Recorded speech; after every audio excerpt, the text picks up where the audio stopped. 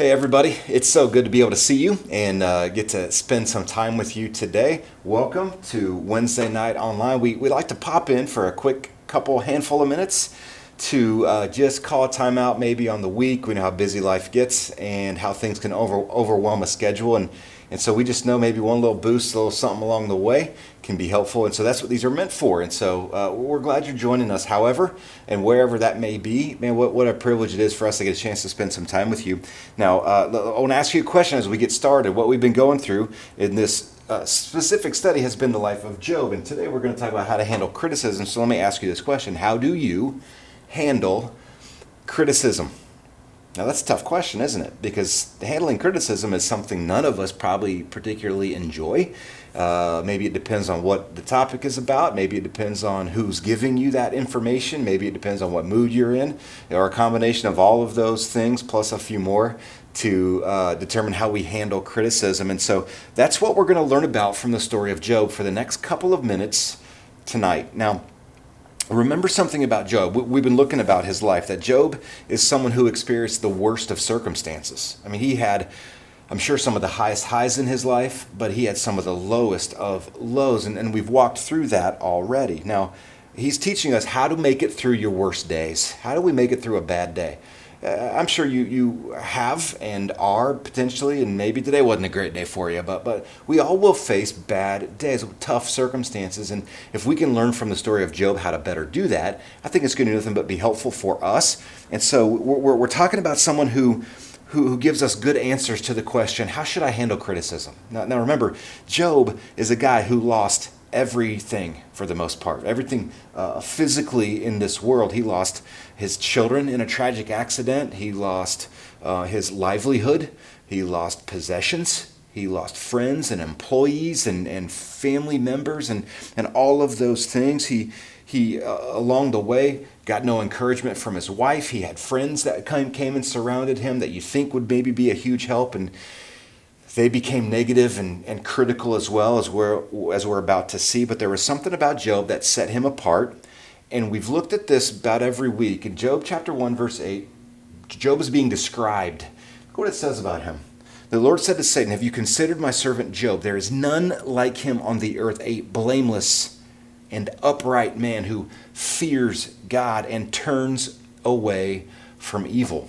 Now that's an incredible description of somebody, right? I mean, and what an amazing way to be described. And we have to understand something about Job. You see, all these things hit Job. But before they ever hit Job, Job was described as blameless and upright, and that he feared God and he turned away from evil. You see, we tend to focus on and recognize our need for God in a crisis, but the best time to strengthen those faith muscles and develop those faith disciplines is before a crisis ever hits. You see, Job had been intentional about these things before the tough circumstance ever hit him. And in doing that, he was better prepared for that tough circumstance. You see, I grew up playing sports, and it was always important for us to be prepared for what happened next. My Siri just asked me a question. It was listening, which is kind of weird, isn't it? It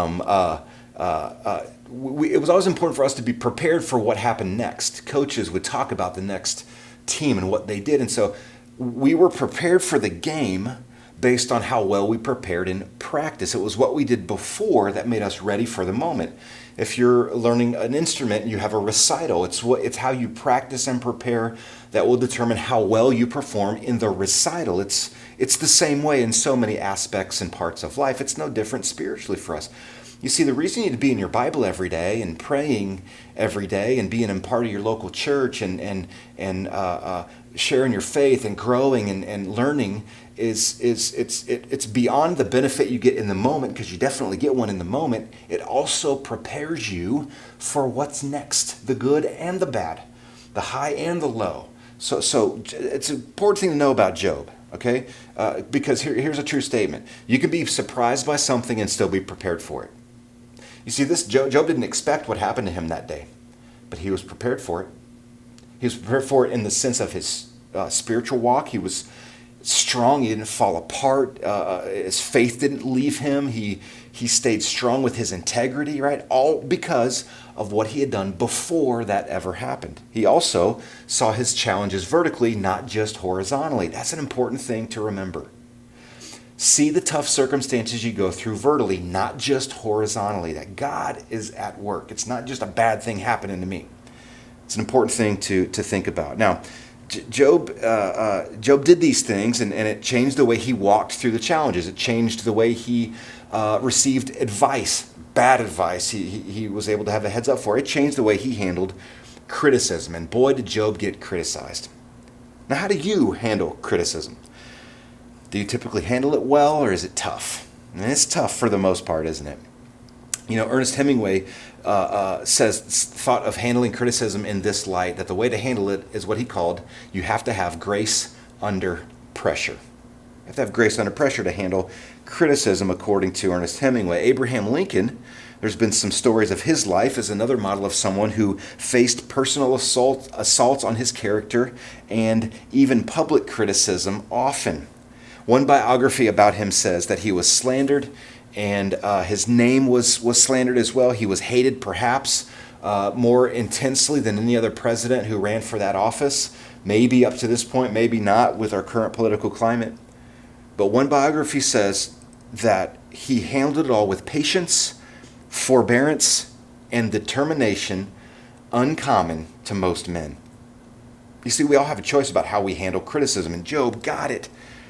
By the way, Lincoln said there were 4 ways he responded to criticism. First, he says, I just ignored it. He says he would ignore it. Second one is he answered only when a response would make a difference. He didn't respond right away.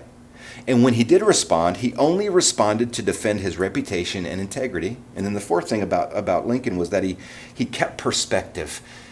Sometimes what we do when we hear criticism, that's all we hear. And we think everything is about that one piece or 2 pieces of criticism, when in a matter of fact, if we keep perspective, there's a lot of good things going on, not just focus on those couple of challenging moments. Now, what did Job do, though? You see, in Job chapter 22, Job has a friend named Eliphaz who comes along and is laying on the criticism. He said, Job, you must be suffering because of your sin. You are a hypocrite, he calls him. He says, you must be hiding your sin. That's why this is happening. Nobody knew what was really going on in your life. That's why all this stuff is happening to you. He made assumptions, and he made accusations about Job and his life and his actions. And in Job chapter 23, Job responds.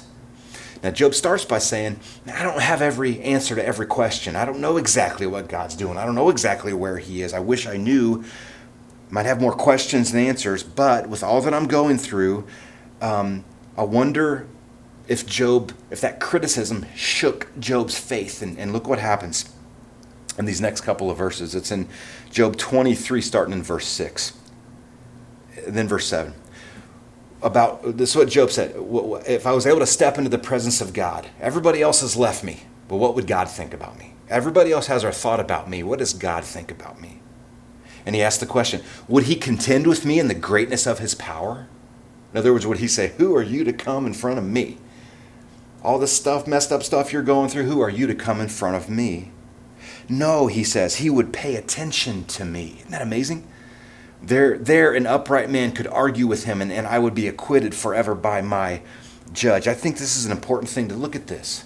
In the presence of God, I'm getting criticism. Job was getting this criticism for doing nothing wrong, right? We're taking this criticism, but what does God think about us? Would he contend with me? Would he drop the hammer on me? No, he would pay attention to me. I want you to know, when you're in the valley, when you're going through a low point, a low season, a low circumstance in life, God's paying attention. He didn't lose track of you. He didn't stop loving you. He didn't lose control. Job even says, no, I know who God is. And I know he's paying attention to me. How amazing is that? And maybe you needed that encouragement tonight. Now check out these next verses. Record Job's response to criticism as well. Look what he says. Verse 10, chapter 23 in Job. But he knows the way I take. This is God. Job says, God knows the way I take. When he has tried me, I shall come out as gold. He's doing something in me There's a purpose for this. There is a plan behind this. And the one who's planning it is good. And I know it's going to produce something in me. It's burning away all the stuff I don't need. It's sharpening the rough edges. It's forming me and molding me. And that forming and molding, it hurts sometimes. And it's a hard process. But I'm better for it. Verse 11, my foot has held fast to his steps. I have kept his way and have not turned aside. Look at verse 12. I have not departed from the commandment of his lips.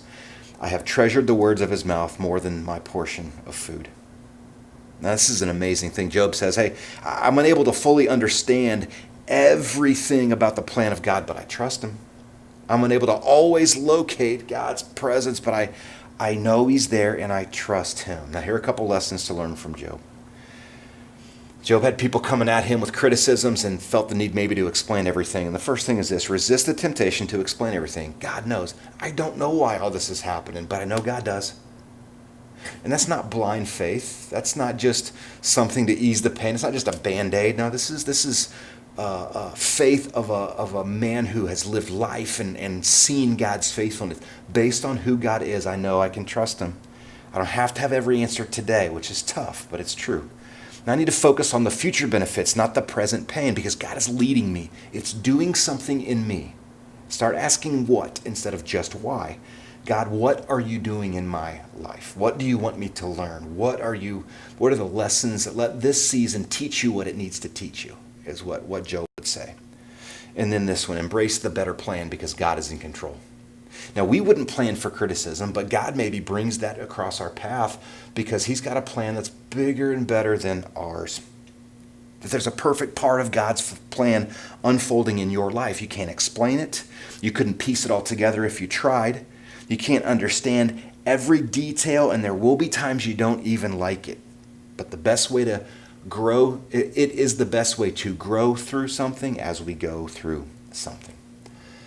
So when you handle criticism, let's remember what Job did. Let's remember that he was able to back up and say, no, I know God's doing something. I know God's working in my life, even if I can't see it, and it gives me hope. You see, you can go through a tough thing, either hopeless or hopeful. Not burying your head in the sand to the fact that it's hard, but it's hopeful through it, not hopeless. That's who Job was, and that's who you can be too. All right, so hey, next time we face some criticism, let's remember how Job handled it and what God's doing through it. All right, have a great rest of your evening, and I cannot wait to see you again soon.